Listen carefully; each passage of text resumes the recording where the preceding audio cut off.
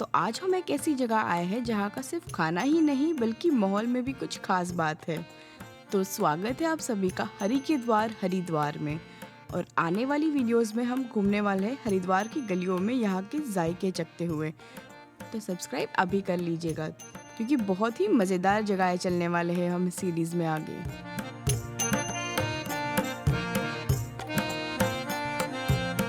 तो सबसे पहले तो हम गंगा जी के दर्शन के लिए गए, जहाँ अलग सी शांति महसूस होती है और जहाँ कई सारे लोग यहाँ पे पवित्र स्नान करने भी आते हैं। और कई से आरती की तो मंदिरों से भजन की आवाज़ें चल रही होती है और ये सब चीज़ों से बनता है हरिद्वार का ये खूबसूरत माहौल।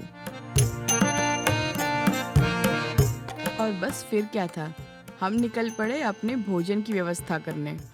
हमारी पहली जगह जो है वो काफ़ी मशहूर है हरिद्वार में, पिछले 40 सालों से चलती आ रही है। बिल्लू भाई पराठे वाले, इनकी दुकान जो है ये बड़े बाज़ार में पड़ती है और ये पूरी गली बिल्लू भाई पराठे से ही जानी जाती है, तो ढूंढना तो बिल्कुल भी मुश्किल नहीं है आपके लिए। तो गली के अंदर जैसे ही आओगे आप और यहाँ अंदर घुसते ही आप देखोगे कि आर्किटेक्चर आपको बिल्कुल किसी और ज़माने में लेके चला जाएगा।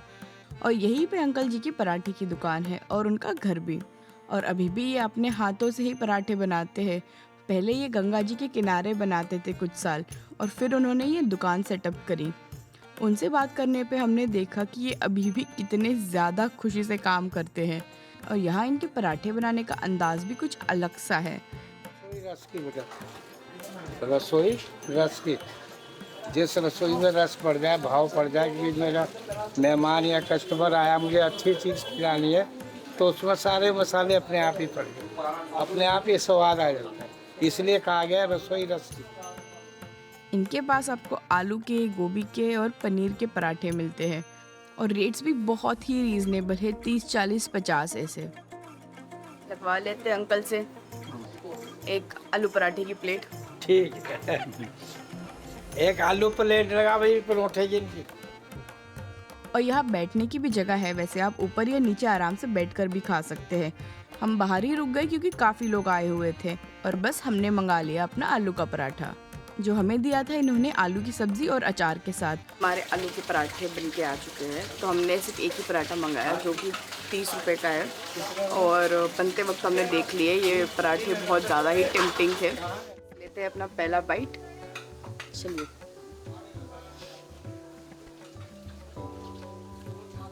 इसको बस थोड़ा सा पहले से ऐसे ही खा के देख लेंगे, विदाउट सब्जी या विदाउट अचार।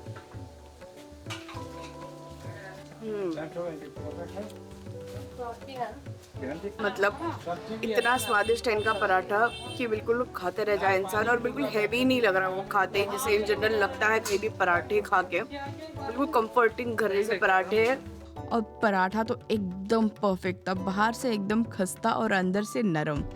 और हाँ, आपको बता दूं कि यहाँ किसी भी खाने में लहसुन प्याज का इस्तेमाल नहीं होता क्योंकि ये एक धार्मिक स्थल है, तो लोग यहाँ से पूजा करने और अलग अलग मंदिरों के दर्शन करने निकलते हैं। पर ये सब के बावजूद टेस्ट में आपको ज़रा सा भी नहीं लगेगा कि कोई कमी है। बहुत ही सिंपल प्रिपरेशन बट एकदम टेस्टी पराठा। भैया ऊपर भी जगह है। टूट सब्जी बहुत बढ़िया। और फिर मैंने चखा इनका अचार जो इसके साथ मिला था और बिल्कुल 4 चांद लग गए। तो ये था इनका घर का बनाया हुआ अचार जो इनकी वाइफ ने बनाया था। और जब मैंने इनको बताया कि मुझे कितना अच्छा लगा ये, तब उन्होंने मुझे अपने घर से पैक करके भी दे दिया कुछ अचार, वो भी ऐसे एकदम ट्रेडिशनल जुगाड़ से आया मेरा अचार ऊपर से नीचे। और ये मिलते ही मैं बहुत खुश हो गई क्योंकि घर के अचार का स्वाद कुछ अलग ही होता है। उसमें कई सारे सालों की रेसिपीज और ढेर सारा प्यार होता है। तो मैं तो आती जाती रहूंगी ना फिर वापस भी। कोई नहीं, बेटी आ जाती तो वो नहीं खाते फिर।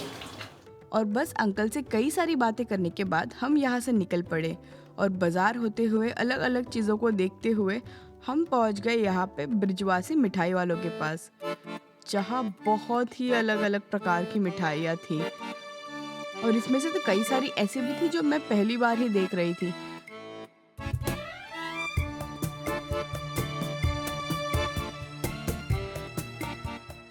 तो हमने यहाँ मंगा लिया था मलाई समोसा, खुरचन, पान गिलोरी और ये इनका मशहूर बादाम मिल्क। तो सबसे पहले टेस्ट किया ये मलाई समोसा, जिसकी फिलिंग होती है खोया की, तो ऊपर की कोटिंग जो होती है ये मलाई पेड़े की होती है। पर ये बहुत ही बैलेंस्ड मीठा था और बहुत ही टेस्टी भी।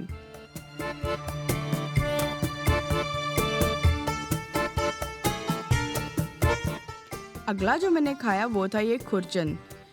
एक तो मैंने सुना था कि पटना में बहुत ही बेहतर मिलता है, पर जब मैं वहाँ वीडियोस बना रही थी तब मुझे मौका नहीं मिला ये चखने का, और फाइनली अब मैं खा पा रही हूँ खुरचन हरिद्वार में।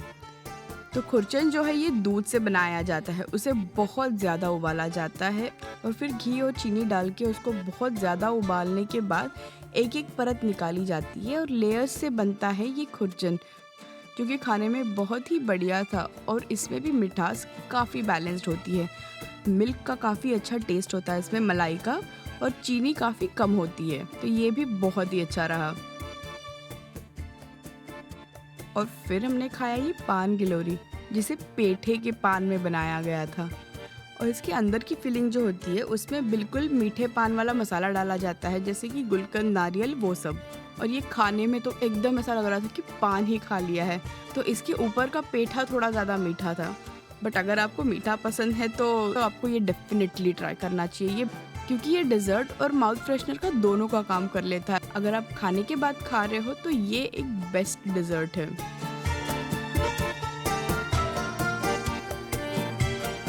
और फिर हमने ख़त्म किया यहाँ पे मिठाइयों का सिलसिला ये बादाम मिल्क से।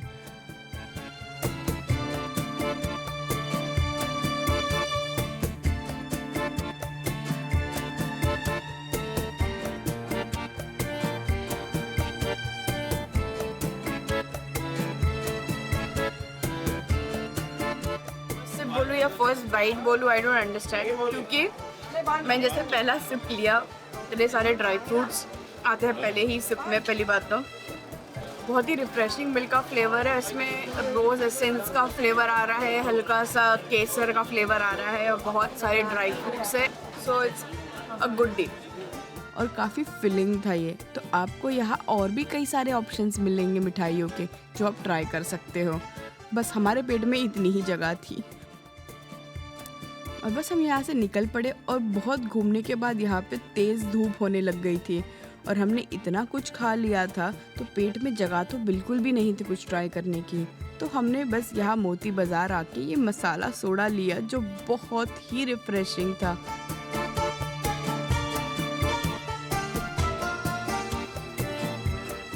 वैसे ये दुकान में और भी बहुत सी इंटरेस्टिंग चीज़ें मशहूर है, पर वो हम देखने वाले हैं अगली वीडियोज़ में। वैसे मैंने सारी जगहों की लिंक्स डिस्क्रिप्शन में अटैच की हुई है आपके लिए। तो आज के लिए बस इतना ही, और मिलते हैं अगली वीडियो में हरिद्वार की गलियों में। Till then, thank you so much and stay high in your cravings.